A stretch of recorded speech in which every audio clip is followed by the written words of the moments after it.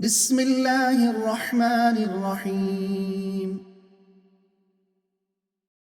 إن الذين كفروا لن تغني عنهم أموالهم ولا أولادهم من الله شيئا وأولئك هم وقود النار.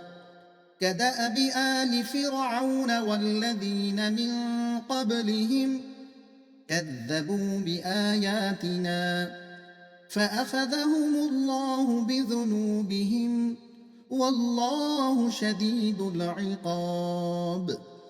قل للذين كفروا ستغلبون وتحشرون إلى جهنم وبئس المهاد. قد كان لكم آية في فئتين التقتا فئة تقاتل في سبيل الله وأخرى كافرة يرونهم مثليهم رأي العين والله يؤيد بنصره من يشاء. إن في ذلك لعبرة لأولي الأبصار. زين للناس حب الشهوات من النساء والبنين والقناطير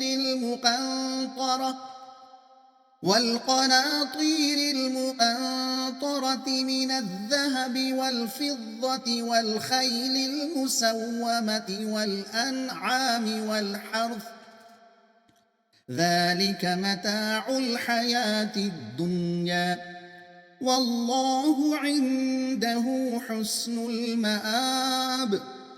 قل أنبئكم بخير من ذلكم للذين اتقوا عند ربهم جنات تجري من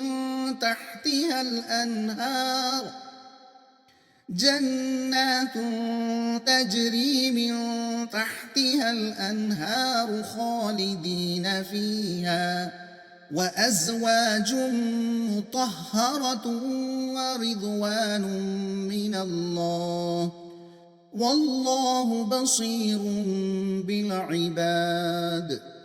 الذين يقولون ربنا إننا آمنا فاغفر لنا ذنوبنا وقنا عذاب النار. الصابرين والصادقين والقانتين والمنفقين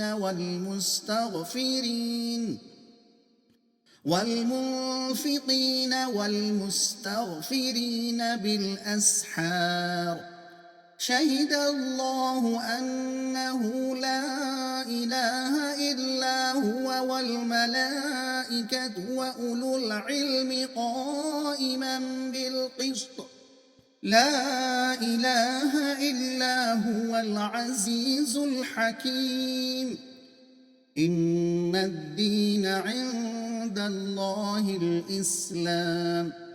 وما اختلف الذين أوتوا الكتاب إلا من بعد ما جاءهم العلم بغيا بينهم ومن يكفر بآيات الله فإن الله سريع الحساب.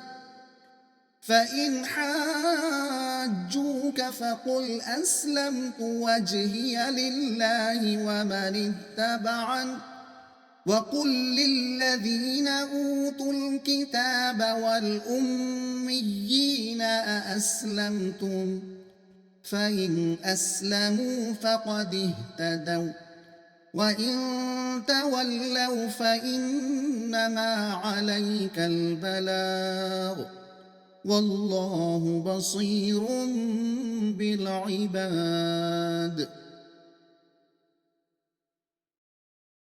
मज़मून दुनिया परस्तों और खुदा परस्तों के औसाफ का फ़र्क और उनके नताइज। मतलब जो लोग आज माल व दौलत اور آل و اولاد کے گھمنڈ میں اس کتاب پر ایمان نہیں لا رہے ہیں، ان کا انجام بھی وہی ہوگا جو گزشتہ زمانے میں فرعون اور اس کی قوم کا ہوا۔